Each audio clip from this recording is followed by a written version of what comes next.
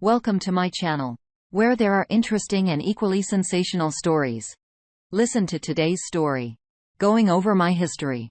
I've been posting here for a while, so I thought I'd just add what happened to me so that there's some context to what I wrote. Vary with me. It's been a while since I lived it, and I've chugged a bunch of caffeine because my 3-year-old was up all night with a pretty wicked cold. First ex was a compulsive liar who, after we had been together approximately 2 years, posted wedding photos of her and a dude she met after me. That one was fun. Oddly enough, that one didn't hurt. Leshmi was no lingering anything other than a sense of humor because, come on. The one that hurts was my ex after her. We met online, got on real well, and I moved 1,500 miles from home to be with her.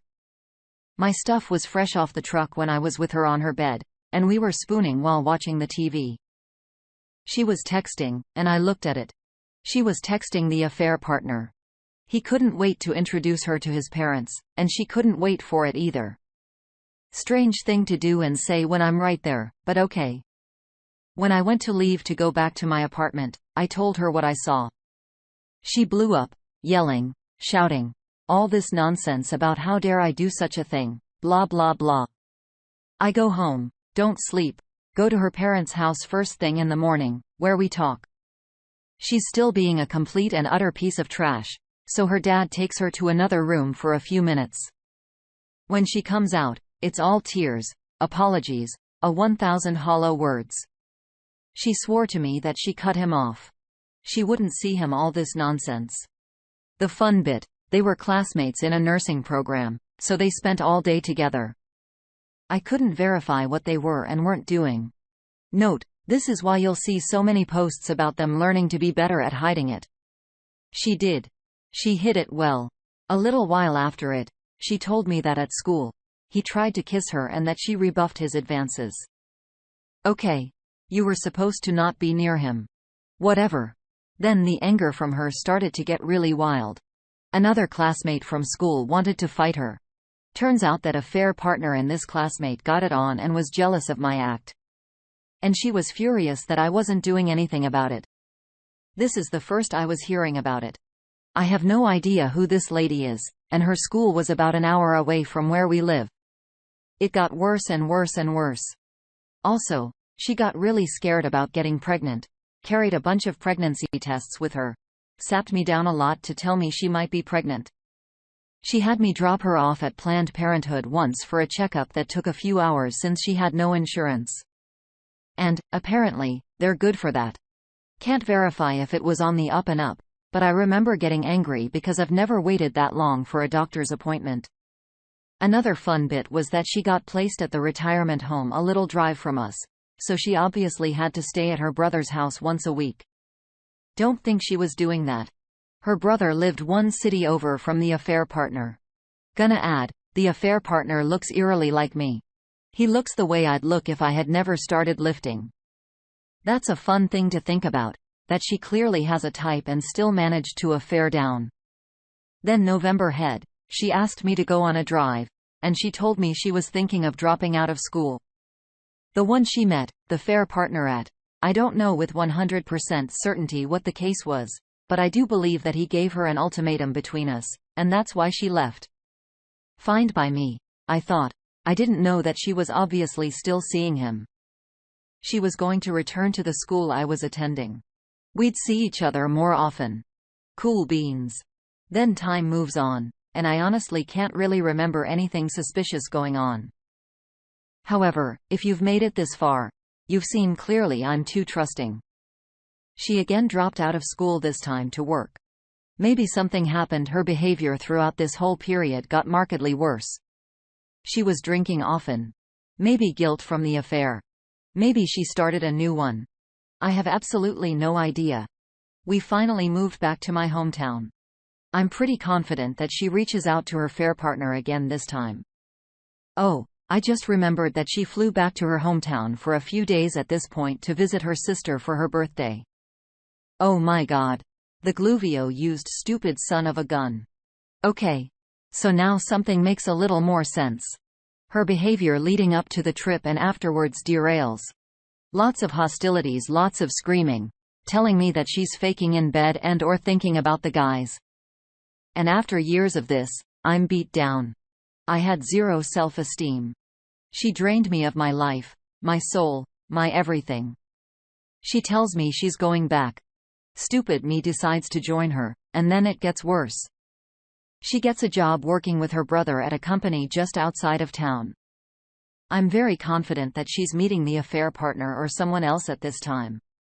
For me, the tipping point was that she wasn't answering her phone one night, coming home several hours after her shift at work because allegedly, the custodial staff didn't show up. Right. Okay. At this point, I'm getting hit, screamed at for any slight, real, or imagined. She's telling me that our kids aren't going to be raised knowing anything of my culture. That is an immigrant. Trying to make me sleep on the sofa. Dead bedroom for about 6 months at this point, finding mysterious stains in my car, and then she pulls this. This is when it really clicks that I don't need to be treated like this. I finally decide to grow a spine and tell her I'm done. It was a week after Valentine's Day that I left. I believe. Had my brother fly up to help me drive down.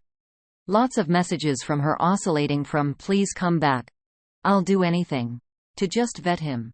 I didn't do no contact, so I got to hear about her bringing men to the apartment we shared and nailing her to the bed we used to sleep on. Then her meeting a guy and how she was in love with him. This was maybe 2 months after I left. Then I remember playing Civ 5 and got a text message. It was her. She had just turned 8 weeks pregnant. Oh, dang. 8 weeks before that was my birthday. Whatever. We weren't together anymore.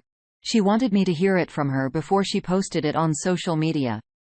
Neato, I only found out who the dad was, like, 2 months after. It was the affair partner. No idea about the guy she was apparently in love with, but ripped to him because her declarations of love and then getting knocked up by the fair partner were incredibly close together. Her and the fair partner are still together. Married. They have 2 kids together. She's in the town. She would cry to me over her fear of being stuck there forever. I remember she was once crying about how she was afraid that when I went back to my parents' house, that I would revert back to who I used to be, which is really funny statement because I'm still someone who has never cheated. And I grew so much after I cut her out of my life. Honestly, it's pretty remarkable how much better my life became after she was no longer in it. After a few years, lots of exciting and new experiences, I met my wife, glorious woman, stunning, a heart of gold, a remarkable wife, and a few years ago, she became a wonderful mother. Had I stayed, I never would have met my wife, had my kids, started this company that gives me a lot of freedom, and we're closing on our new house next week.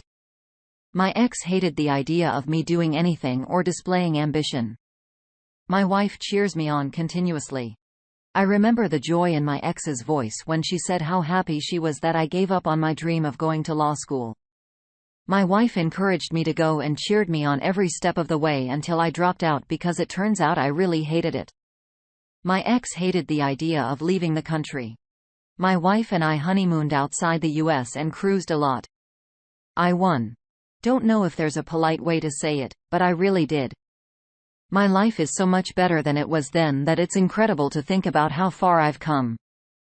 I've made so many great new memories, met great new people, and my life really has turned around in ways I never thought possible. To wrap this up, suppose things aren't all too great for them because my ex, since she reached out a year ago, to, I guess, try and make amends with me, apologizing for all the things she said and did, and to tell me that there's a place in her heart for me because I was her first love. Oh, well, sucks to suck. Am I right?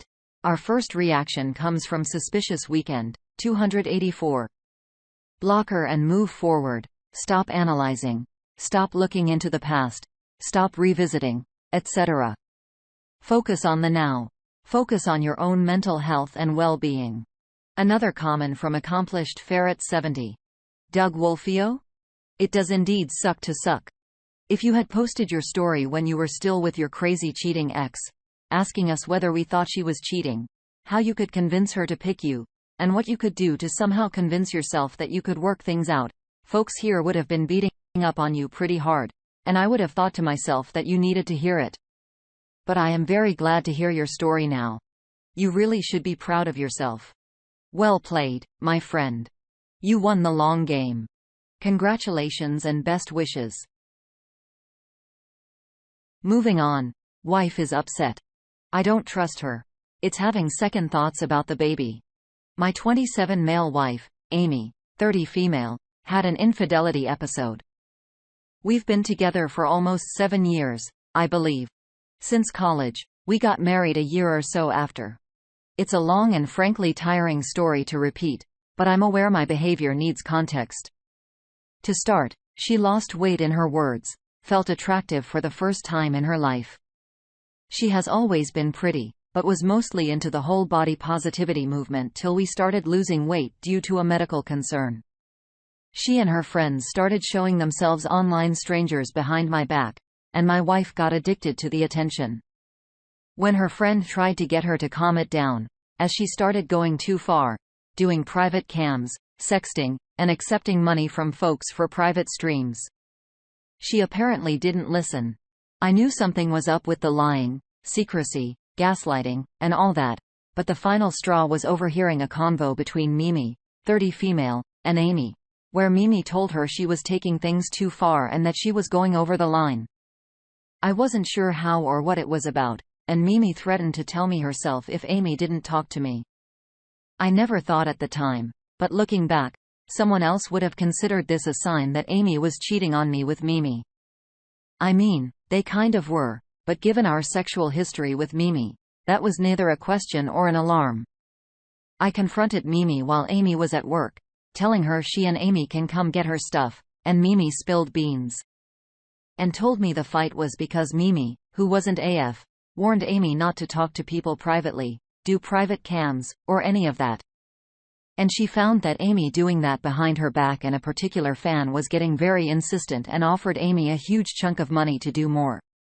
He had sent the money. Amy told Mimi that she had no intention of cheating, though she basically already was, and that she would just keep the guy's money. Something like $5 as it was sent to her PayPal as a gift, and she never agreed to it. But she had been scamming for the guy and sexting with him. To wrap up the recap, I was furious, confronted my wife, heard her side of the story because we are definitely not hurting for money by even the most liberal stretch of the imagination. Found out from her that it had nothing to do with the sexual gratification or wanting to duck other guys, which she claimed she didn't, or me or my performance as a lover or a partner. She had got addicted to the attention, the gratification, the fact that these people desired her enough to pay to see it, and all that. I took my leave of the house for about 4 months, left the state. Everyone went to therapy. We ended up deciding to reconcile, and it was a long process to get back to anything close to me not being randomly feeling betrayed, angry, and disgusted. I will go on record saying Mimi and Amy's sister, Sissy, are both thin and attractive. But in my opinion, neither are as attractive as my wife. At least not to me. My wife is very pretty. Just was a bigger girl. Since I always encouraged her, shared my love for her, and never disparaged her weight, I was blindsided by her body issues, as she was always aggressively pro-big girls before this. And frankly, as a sexual being, prefer my ladies to have some meat on their bones. My wife checked all my buttons, so I wasn't sure at first where all this self-loathing was coming from. Spent a lot of time angry and blaming myself before finding out the truth.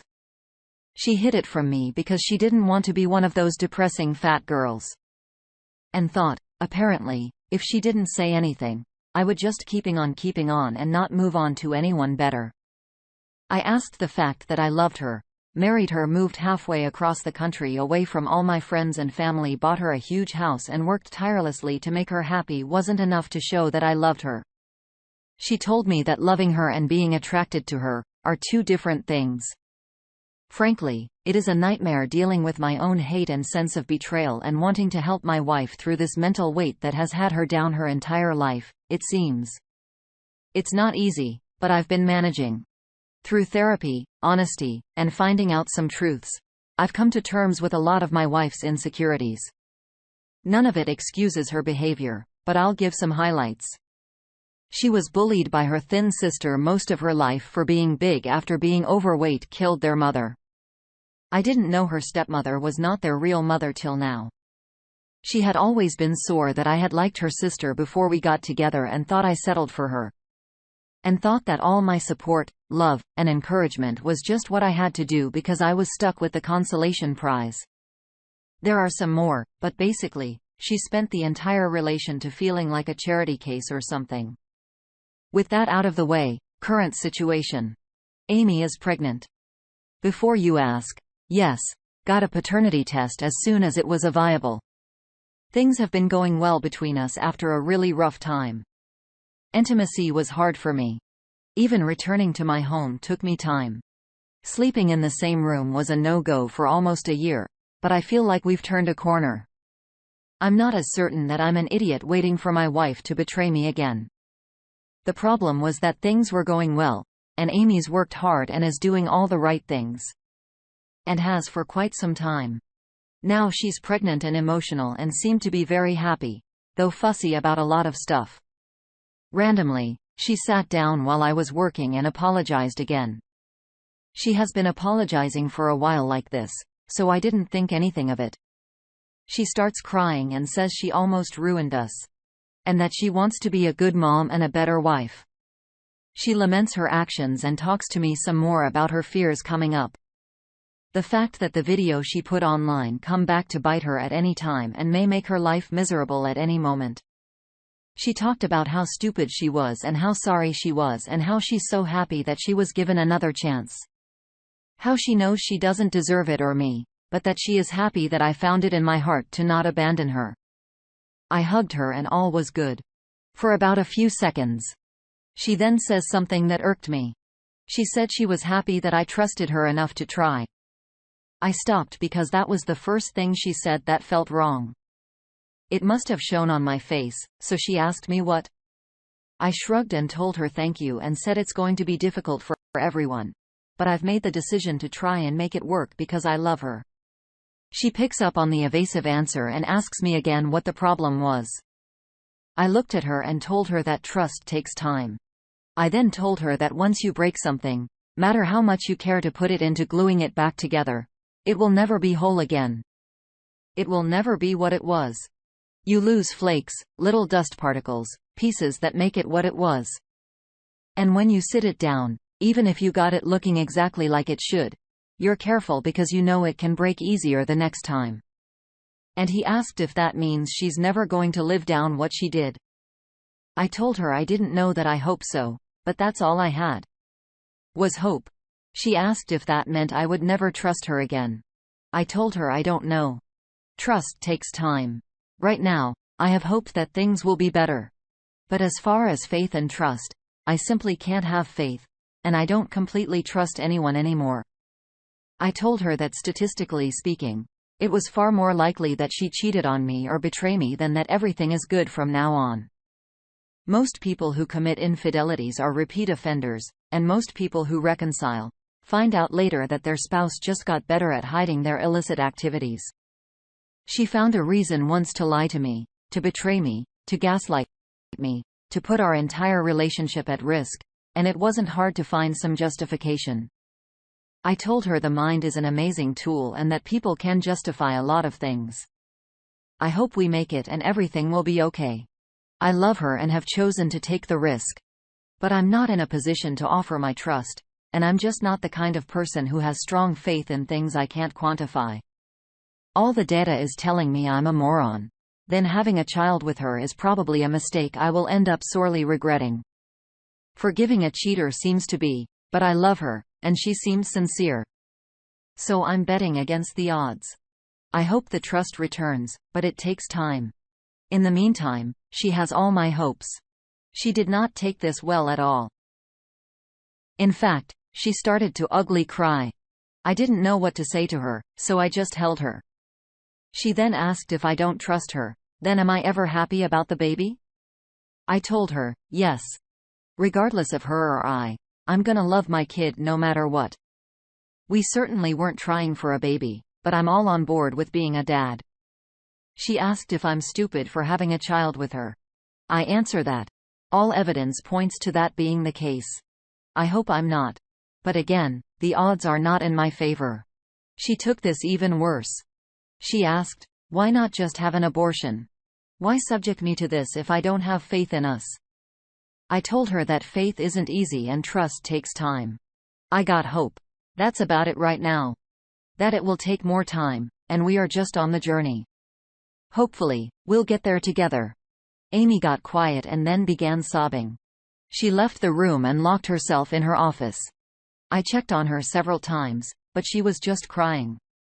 Then her mother came to get her, hugged me, and told me she will sort it out. Amy's been at her parents' house for 2 days. I've called. I'm hearing Amy is having second thoughts about the baby. Though we are almost 4 months into the pregnant, I've come by her house to drop off food I cook for her. But Amy cries every time she sees me now. So I just give it to her father and leave. I'm being told that it's just hormones, that everything will be okay. Amy's therapist is on vacation, and I can't wait for her to get back. What am I supposed to do here? I'm trying to be honest and supportive. I've had to balance my own feelings and hers for so long now. And now that she's pregnant, am I expected to get over it? Hey, you chose to reconcile, so you can't have those feelings anymore. The situation seems delicate, and I have all the attack of a rampaging elephant. What can I do here? How do I make this woman feel better without lying to her? Do I have to suck it up and pretend I don't have fears or doubts? I do. I'm scared, shitless, that the next time she's depressed, she'll do something crazy to make herself feel better. I also have the nagging doubts in my head given how most of these stories have ended on Reddit. I'm not ready to throw in the towel. I made my decision. I am reconciling, and we are having a baby. We are staying married, and I do love this woman with all my heart. But I do not trust her with that heart. I just need some advice on how to navigate these emotions. Our first bit of advice comes from Chronok. You and her need to accept the reality you're living in now and need to think about your expectations, because what she did changed everything.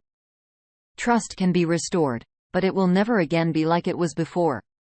Reason for that is that she showed you what she's capable of, as a part of her that you are not aware of before, but that you are aware of now.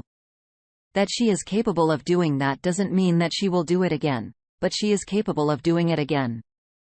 So even if she does everything right, you will always be aware of what she is capable of. Because of that, you can't give her the same trust again like you did before. You need to protect yourself. When you gave her all of your trust before, you put yourself into a position or she could hurt you like no one else could, which she did. You can trust her again, but it will be on a level where you don't make yourself so extremely vulnerable again. You and her both need to accept that and adjust your expectations accordingly. Their marriage can still be beautiful, but it will be a different kind of beautiful. But different doesn't need to be bad. But as long as your or her expectations are to get back what you had before, you both will only find disappointment. You learn what she is capable of and need to take that into consideration. Talk about your expectations. Find out if they can be realistically achieved. And if you both can find happiness in them. If the answer is no, then find out if you can adjust your expectations. I wish you all the best on your way forward. DOP replies. He always have the most measured and unbiased opinions, man. Thank you. Most people answer these questions from place of hurt expectation, or outrage. It's not helpful. It never is. I've made the decision to reconcile, and so far, I haven't regretted it. But everyone acts like every bump in the road is assigned the dance sky as falling. It's starting to get a little nerve-wracking. Like, I want to hold on to my anger and my outrage, but it's hard in the face of folks who want her to be representative of their past trauma or their situation. She is not. People are people, and they're all different. Will this work? Who the F knows? But you know what? You got the same dang odds of it working out with a relationship without an infidelity issue as one with one. But the only difference now is I'm aware of that, and that awareness causes friction. I'm A. Not going to let my wife off the hook for what she did do. B. I'm not gonna drive myself in a tizzy about what she could have done. And C. I'm not going to pretend like the bad washes away the good and vice versa. We're not at a blank slate, but we are like at the beginning of a new thing. The old thing is dead and gone, and I'm working on this new thing. I'm a peace of mind, as someone else stated, will never be the same, and not just because of her. She's a huge thing, but you've been following me. You know, for a fact, Amy isn't the most of my trust issues, and I'm more about people in general. People I loved and trusted, protected, and defended. My childhood abuser hid his actions. My design team did some betraying things. I'm running into more racist in my industry than I ever thought. My trust for anyone is freaking low. She's part of that, but not the whole, and I know walking away from her right now would be me trying to fix a general issue by doing whatever small thing I can do right now. Like hitting some kid at school because you can't fight your parents who mistreat you. Yeah. The kid may have hit you first or may have made fun of you. Or deserve some kind of retribution, but to take all that out on them would be unwise and unfair. I wish I was the type of person to make a rash decision. But I doubt I'd be happy right now or have peace of mind if I did. Phone Association 8963 says, nailed it. The op responds, I don't think this is the case, but I'm hoping it isn't. She had been pretty good about admitting her faults and mistakes in all of this. My issue is despite doing everything right, I still don't fully trust her, nor do I think I ever will again.